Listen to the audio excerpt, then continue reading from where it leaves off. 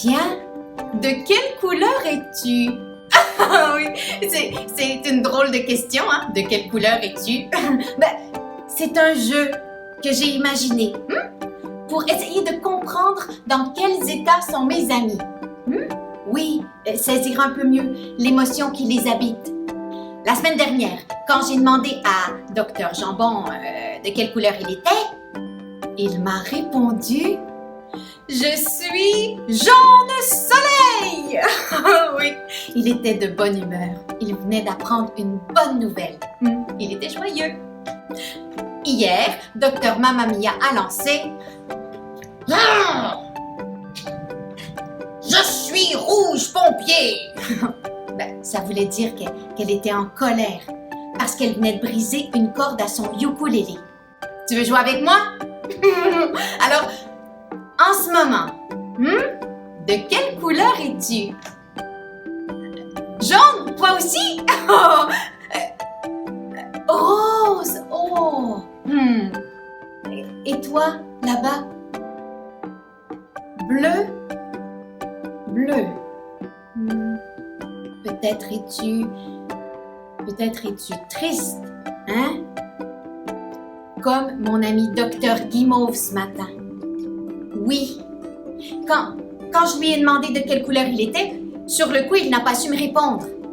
Alors, ce que j'ai fait, eh bien, simplement, je l'ai invité à me parler, à se raconter. Voilà ce qu'il m'a dit. C'est parce que mon ami Dr Frog, il s'en va loin, loin, loin. Il déménage dans son ranch de Maringouin. C'est une bonne nouvelle pour lui, mais pas pour moi. En observant l'émotion sur le visage de mon ami, en écoutant ses mots, j'ai compris qu'il avait le cœur gros, la tristesse. Quand on la ressent, on dirait qu'elle est partout. Dans notre tête, dans notre corps, dans notre cœur aussi. Parfois, la tristesse, elle nous donne l'impression d'avoir une grosse boule dans la gorge. Elle peut même faire monter les larmes aux yeux. Quand on est triste, il arrive qu'on n'ait même plus envie de jouer à son jeu préféré. Alors plus rien ne nous tente. On a le goût de s'isoler, d'être seul.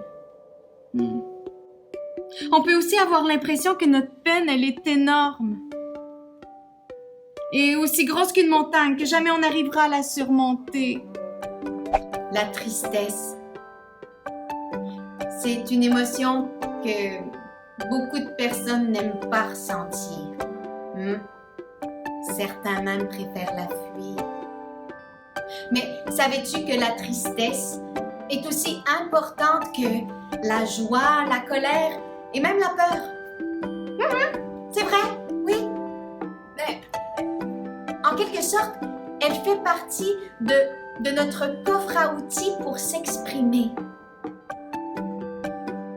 Si on est triste parfois, c'est qu'on est sensible. On n'est pas une machine ou un robot. Non, on est humain. En plus, la tristesse, oui, elle nous aide à identifier que nous avons un besoin qui n'est pas comblé ou un manque. C'est elle aussi qui met en lumière le lien qui nous unit aux choses et aux gens. Par exemple, la tristesse de Dr Guimauve. Ce qu'elle nous dit, c'est que l'amitié avec Dr Frog, eh bien, elle est importante pour lui. La tristesse, quand on réussit à l'identifier, puis à l'exprimer, c'est plus facile ensuite de trouver une façon de répondre à son besoin. On peut demander un câlin pour être rassuré ou réconforté, utiliser ses crayons de couleur et faire un dessin pour exprimer son chagrin. Ou tiens, écrire une lettre à son ami pour lui dire simplement qu'on pense à lui. C'est d'ailleurs ce que Dr Guimauve a fait. Oui, il a fait un beau dessin et écrit une lettre à son ami Dr Frog. Un dessin rempli de couleurs, avec du bleu, bien sûr, mais du vert aussi, et des orangés. Parce que la vie, c'est ça.